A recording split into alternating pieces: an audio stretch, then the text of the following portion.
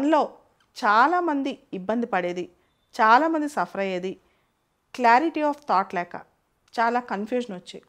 జనరల్గా మనం ఒక టార్గెట్ పెట్టుకుంటాం, ఉద్యోగం సాధించాలనో, ఓ పరీక్ష రాయాలనో, లేదా ఒక పెద్ద రంగంలో సక్సెస్ అవ్వాలనో, లేదా ఇంకేదైనా కనిపెట్టాలనో, ఏదో ఒకటి ప్రతి ఒక్కరికి మనసులో ఉత్తేజంతో చాలా లక్ష్యాలు ఉంటాయి. కానీ ఇక్కడ ప్రాబ్లం ఏంటంటే ఆ లక్ష్యాన్ని చేరే క్లారిటీలో దానిలో కన్ఫ్యూజన్ బాగా ఎక్కువ ఉంటుంది అనమాట. దానిలో మనం మనకి ఎవరు సహాయం చేస్తారు, ఎవరు మనకు చేయందిస్తారు, ఇట్లాంటి ఆలోచనలు మనకు ఉంటాయి. ముందుగా మనం ఒక లక్ష్యం చేరాలంటే దానికి ఒక రోడ్ మ్యాప్ వేసుకోవాలి. సో కూర్చుని కళల కంటే లక్ష్యాన్ని చేరలేం, లేదా గుడ్డిగా కష్టపడుతుంటే కూడా లక్ష్యాన్ని చేరలేం. లక్ష్యాన్ని చేరాలంటే ఒక పాత్ ఉండాలి. ఆ పాత్కి ఒక ప్రాపర్ క్లారిటీ ఉండాలి.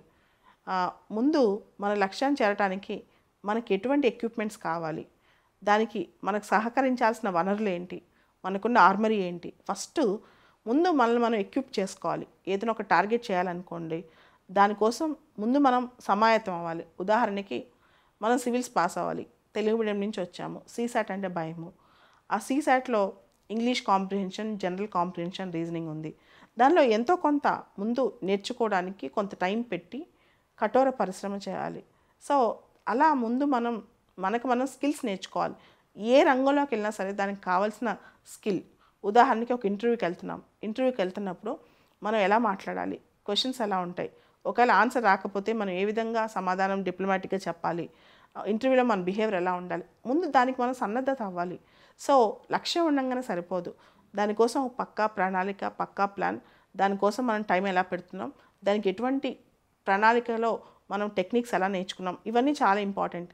ఇవి లేకుండా చాలామంది మేము ఎగ్జామ్స్ రాసాం, పాస్ కాలేకపోతున్నాం, మేము పలానా ఉద్యోగం తెచ్చుకుందాం అనుకుంటున్నాం, పాస్ కాలేకపోతున్నాం, లేకపోతే మేము ఈ రంగంలో గ్రేట్ అవుదాం అనుకుంటున్నాము, పాస్ కాలేకపోతున్నాం అనుకుంటారు. ముందుగా మనల్ని మనం అండర్ ఎస్టిమేట్ వేసుకోకూడదు, అలానే మనల్ని మనం ఓవర్ ఎస్టిమేట్ వేసుకోకూడదు. చాలామందికి తెలియక వచ్చేస్తారనమాట, నేను ఎట్టి పరిస్థితుల్లో నెక్స్ట్ ఇయర్ సివిల్స్ కొట్టాలని. నువ్వు నెక్స్ట్ ఇయర్ సివిల్స్ కొట్టాలి, కానీ దానికోసం మన ప్లానింగ్ ఏంటి, మనం దానికోసం ఎలా రెడీ అయ్యాం, దానికోసం ఎన్ని గంటలు క్వాలిటేటివ్గా, అంటే దానికి కావాల్సిన లక్షణాలు, ఒక సివిల్ సర్వెంట్ అవడానికి, ఆ పరీక్ష రాయడానికి కావాల్సిన లక్షణాలు మనం ఏ విధంగా నేర్చుకున్నాం, అది చాలా ఇంపార్టెంట్. అదే విషయం అన్నిట్లో అప్లై అవుతుంది, మీరు ఏ రంగంలోకి వెళ్ళినా సరే. సో ప్రాపర్ టైం పెట్టండి, ప్రాపర్ ప్లానింగ్ వేసుకోండి, ప్రాపర్ ఫోకస్తో దానికి కావాల్సిన టెక్నిక్స్ నేర్చుకోండి, ఆ క్వాలిటేటివ్ టెక్నిక్స్ నేర్చుకోండి. అప్పుడే ఏ రంగంలోకి వెళ్ళినా సరే సక్సెస్ అవుతారు. అంతేగాని ఒక టార్గెట్ పెట్టుకుని దానిలో క్లారిటీ లేకుండా, దానికి పూర్తిగా సమాయత్తం అవ్వకుండా కన్ఫ్యూజన్లో బతికేస్తే ఎప్పటికీ కన్ఫ్యూజన్ ఉండిపోద్ది. చాలామందిలో నేను ఇది చూశాను. అవుదాం అనుకుంటారు, చేద్దాం అనుకుంటారు, లేదా ఈ రంగంలో నెంబర్ 1 అవుదాం అనుకుంటారు, లేదా 2024లో నాకే ఫస్ట్ ర్యాంక్ రావాలనుకుంటారు, ఇలా చాలా అనుకుంటారు. కానీ దీనికి మనం క్వాలిటేటివ్గా ఏ విధంగా ఇన్పుట్స్ మనం తయారు చేసుకుంటున్నాం, మనం రోజువారీ ఏ విధంగా ఇది అవుతున్నాం. ఇప్పుడు నాలెడ్జ్ అనేది ఒకటేసారి ఫామ్ అవ్వదు ఏ మనిషిలో, లేయర్ బై లేయర్ ఫామ్ అవుద్ది. అదేవిధంగా ఏ విషయంలో అయినా ఒక టెక్నిక్ కానీ, ఒక నైపుణ్యం అనేది ఒకటే రోజులో రాదు. అది ఎక్స్పీరియన్స్ ద్వారా, రోజు నేర్చుకోవడం ద్వారా, చిన్న చిన్న పాయింట్స్. ఒక పక్షి గూడు కట్టుకుంటుంది అనుకోండి, ఒక పక్షి ఒక నెస్ట్ తయారు చేసుకుంటుంది, ఒకటే సెకండ్లో నెస్ట్ తయారైపోదు, ఒకటే రోజులో నెస్ట్ తయారైపోదు. దాన్ని కొంచెం అన్నీ తీసుకొచ్చి, ఆ గడ్డి పరకలు అన్నీ తీసుకొచ్చి అది నెమ్మదిగా తయారు చేసుకుంటుంది. సో ఒకటే లక్ష్యం ఏంటి, ఒక గూడు కట్టుకోవడం.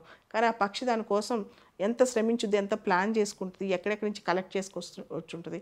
అలానే ముందు మనం ఒక సక్సెస్ సాధించాలంటే దానికి ఇన్పుట్స్, రా మెటీరియల్ చాలా అవసరం. సక్సెస్ అనేది లక్ష్యం అయితే దానికి పాత్ ఒకటి వేసుకోవాలన్నమాట. ఆ పాత్ సరిగ్గా వేసుకోకుండా కన్ఫ్యూజన్లో మాత్రం ఉండొద్దు. ఆ పాత్ సరిగ్గా వేసుకోకుండా ఎవరినో బ్లేమ్ చేయొద్దు. మీరు ఆ పాత్ మీదే ఎక్కువ దృష్టి పెట్టండి. సో మార్గం, పాత్ చాలా ఇంపార్టెంట్. దానిలో టెక్నిక్స్ కూడా చాలా ఇంపార్టెంట్. ఇది ఆ విషయం అంటే ఆ పని చేసిన వాళ్ళ దగ్గర చూసి నేర్చుకోవచ్చు, దానిలో సక్సెస్ అయిన వాళ్ళ దగ్గర చూసి నేర్చుకోవచ్చు, చివరి దాకా వచ్చి విఫలమైన వాళ్ళ దగ్గర కూడా చూసి నేర్చుకోవచ్చు.